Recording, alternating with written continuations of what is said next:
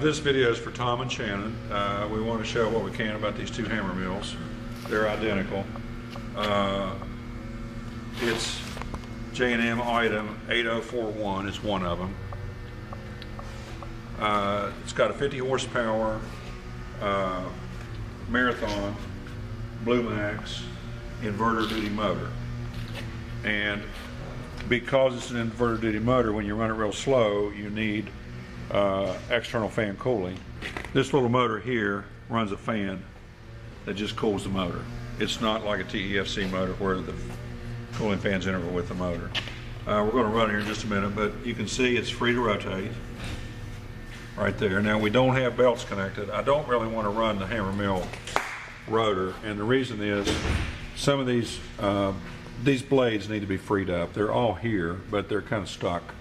And if we try to run it the way it is, it would be grossly out of balance. And consequently, I don't want to do it. They need to be freed up, and that's going to be part of what you all do in your rebuild deal. But you can see very easily that it does hand rotate without any problem. So the bearings are free, and depending on the degree of rebuild you all do, you're going to be taking off this part up here anyway. So it's very free to rotate, as you can see. And then I'm going to step away and I'm going to have Matt run the motor, and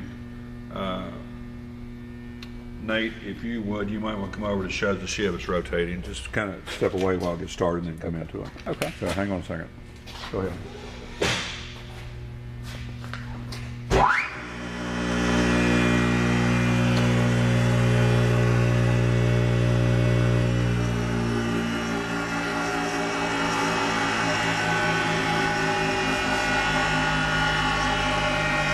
So he's turned it on, he's turned it off now, it's winding down.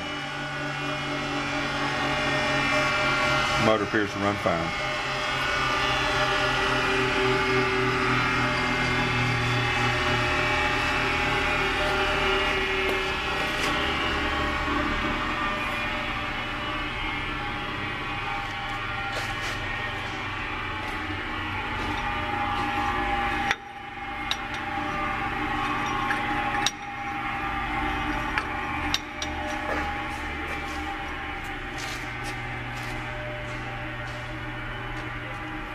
Okay, so we're gonna, these we understand you're gonna pull the pinch roll feed off of it and build your own feed hopper up here.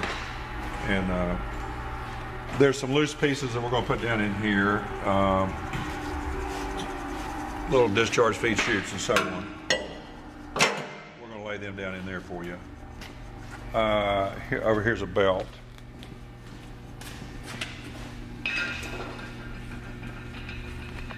Here's what the dry belt looks like, and you can see that this belt, from what I can see, this particular belt appears to be good. The other belt is not good, but you've got a belt here that you can go to a power transmission supply house and get another one for the other one.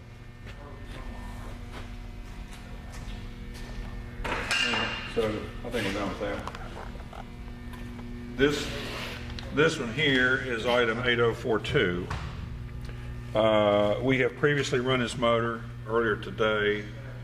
I'm going to see that in a separate video if that's okay. I just soon not have to rehook it up. Obviously we can only hook up one at a time, but we have this video for you already. And here's the rotor. And you can see again that this rotor is free to rotate without any problem. And again, these blades need to be freed up. See, some of them are free to move as they should. The others are stuck, and you need to put some PB blaster on it and let it soak a while and work on to free it up. And you might even want to take this rotor to a shop and have it rebalanced, depending on how much you're going to use all this stuff. So here's the other one, and it's in an as-is condition, but we did document that we test run both motors. So you might want to come over here and I'll turn this over here. Okay.